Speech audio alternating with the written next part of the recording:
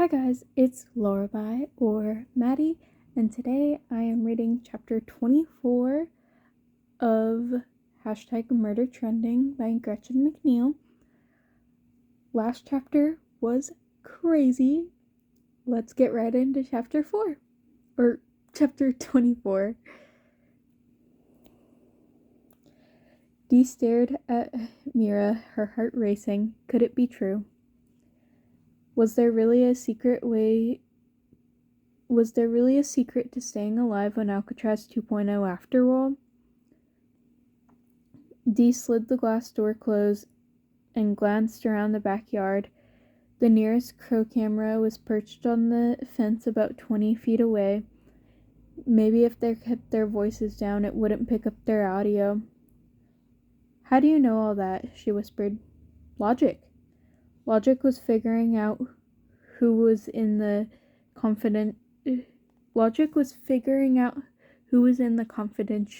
confidential envelope during a game of Clue, not unmasking the well-kept secret identities of the postman's killers. Every serial killer has a unique style, Mira said quickly. Like a fingerprint of their murders, the way they dress, the way they talk, the way they kill, and where they do it. They like order and routine. If you piece together enough of them, a picture starts to form.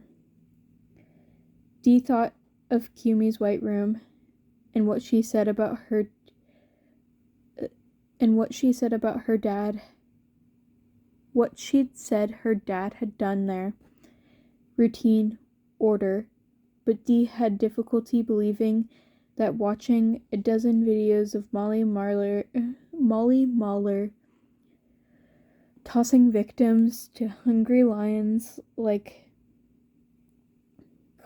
Caligula in the Colosseum would reveal enough hints about her alter ego for Mira to narrow it down to one person in the upper Midwest. You did all this research here? Dee asked. From Alcatraz 2.0? Of course not. I've been studying the postman's killers for over a year. She seemed totally unembarrassed about the fact that she was some kind of postmatic superfan. Dee didn't want to judge. After all, Monica, with her Mo Betta Styles alter ego, had been one of Gucci Haneman's biggest fans, but the idea of analyzing the Paniacs and their kills seemed incredibly disturbing. You don't believe me, Mira said, misinterpreting Dee's silence. No, Dee wasn't sure what to say. I think it's weird. It creeps me out. Mira pursed her lips, took a deep breath, and sat back down on the moss-covered wicker chair. My first clue was the accent. Molly may not sound like she has one, but if you slow down the video and run a static filter to remove microphone interface and background noise, you'll notice first and foremost the TH stopping. Molly says the like da. Just slightly. That narrowed her area of origin down to the Great Lake region. Secondly, she speaks with a northern city's vowel shift, also indicative of the inland north. Lastly, when Molly unleashed a hormonally enraged congress of male chimpanzees on the former Michigan Congressman Daniel Yasp, after he was convicted of killing that intern he'd been having an affair with, She referred to him as a dumb youper, which really is really only used in the Upper Peninsula.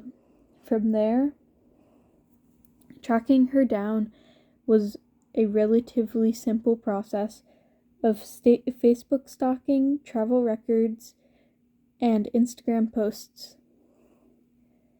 Dee stared at her blankly. Wow. Mira smiled. And once I knew where she was from, I understood the joke of her monger. How so? Molly Muller from Marquette, Michigan. It's like she was dropping a clue. Mira's excitement over her deductions was familiar to Dee. It reminded her of how Monica used to talk about Gucci. Why are you being so nice to me? Mira blurted out, her voice no longer a whisper. It was a good question, a smart one, considering where they were. Dee didn't know Mira after all. She realized that she'd broken Blair's first rule of Alcatraz 2.0. Never volunteer to help anyone. But she couldn't help herself, and she knew exactly why. Because you remind me of my sister. I do? Dee nodded. She died. Mira stared at her with unblinking eyes. Did she know that Dee had been convicted of killing Monica? Probably. It would have been all over the postman's feed. But Mira never alluded to it. I'm sorry, Mira said. There's too much death in the world. Tell me about... And then, as if on cue, the double doorbell notification rang out from the living room. Ding dong, ding dong. Dee and Mira sat frozen in their chairs. Dee didn't want to look, but she knew she must. What if it was someone connected to her trial? The judge? One of the detectives? Her attorney? She took a deep breath and marched through the kitchen into the living room, Mira following close behind, and though she was prepared to see something horrible on the screen, which she saw drained all the warmth from her body, Niles and Griselda hung side by side by their wrists from the rafters. From the rafters. Hold on. Side by side by their wrists from the rafters, 25 feet above a concrete floor. The interior of the room had the height of one of the old warehouses, but instead of congregated metal and moldering wood, this space was painted a cheerful yellow with exposed metal support beams flooded with natural light. Niles and Griselda were gagged, their ankles cuffed and their wrists bound with a heavy cord that looped through the metal hooks attached to thick, rusty chains. Niles wore a pair of plaid pajama bottoms and a long-sleeve thermal shirt, but Griselda was still in her club girl get-up from yesterday. They must have been nabbed from the barracks. They must have been nabbed from the barracks either late last night or this morning, and Griselda, like Dee, probably hadn't gone to bed last night. Griselda glared at the camera, her teeth barred over the black fabric of her gag. She was desperately trying to show resistance to the end, just as Blair had done, and despite their differences, Dee had to admire her courage. Niles, meanwhile, looked utterly confused. His eyebrows were drawn together and he kept trying to speak through his gag. and though the words were incomprehensible, Dee knew exactly what he was saying. "Diplomatic immunity," she said out loud. "Huh?" Mira said. Dee pressed her palm to her forehead. It was damp with sweat from her growing panic. "This doesn't make sense. Niles's case is in appeal. He has diplomatic immunity. He was supposed to meet his lawyer today, and..." She let her voice trail off. Did she really want to get Mira involved in the plan? She'd managed to stay alive on Alcatraz 2.0, keeping out of sight and out of mind. And with everyone involved with Dee, had a tendency to end up dead. Would Mira be next? And what? Mira asked. She was saved an explanation by a voice on the live feed. It was electronically manipulated to sound like a metallic robotic tone, and it was like nothing Dee had ever heard on the Postman before. "Cinderella survivor," it crackled. "We have your friends." Oh God, it was happening again. Just like Blair, Niles and Griselda were about to die, and it was her fault. "My girls are going to play with them. My girls are dying to play with them." The Hardy girls skipped into frame, holding hands. The sisters who usually dressed up as famous duos from history were wearing matching powder blue dresses with puff sleeves and lacy white knee socks in black patent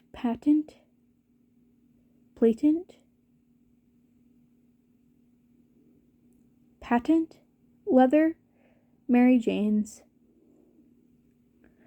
Their light brown hair was combed to one side and secured with barrettes that allowed it to swoop gently over the white bandit mask that covered their eyes. The girls stopped directly beneath Niles and Griselda, whose feet dangled above the girls' head, and curtsied. The girls have been taking swimming lessons. The voice continued, harsh and soulless. "And they'd like some new friends to take to the pool." The Hardy girls skipped back out of view. They returned moments later, pushing a large glass tank on wheels. It had a thick black hose attached to a hole in one side. Dee was pretty sure she recognized the tank from Molly Muller's Piranha Kill a few weeks ago, and as the Hardy girls positioned the tank directly beneath her friends, she remembered Molly's victim. Locked in that tank filled with flesh-eating superfish, the clear water slowly turning a foamy, rusty red as it filled with blood and chunks of flesh. Once they had the tank perfectly aligned, the sisters disappeared to different corners of the room. Dee heard the squeak of a wheel turning, then a whoosh, and seconds later, water began pouring through the hose into the tank. Immediately, the hooks holding Niles and Griselda's wrist separated, dropping them into the tank, where they collapsed into a heap. As Griselda and Niles struggled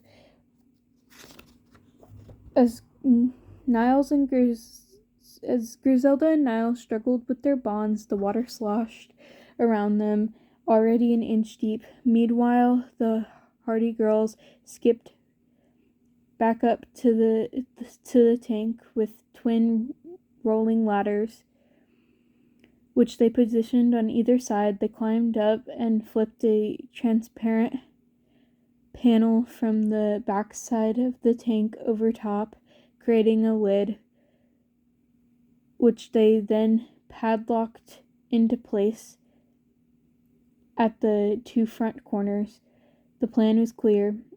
The water would eventually fill the tank, and even if Niles and Griselda could free themselves from the ropes, they'd still be unable to escape the tank and would drown.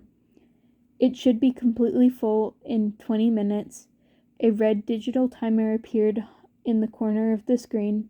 Can you save them, Cinderella survivor? Their fate is in your hands. That's the end of chapter 24.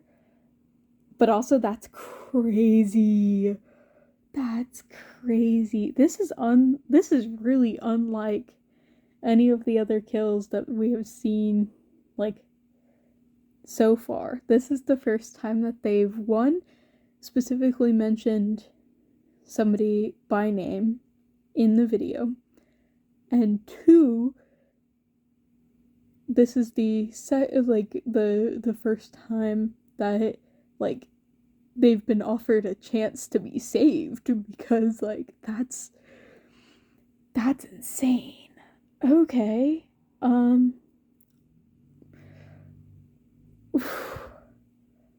I guess I will see you guys for the next chapter. Bye-bye.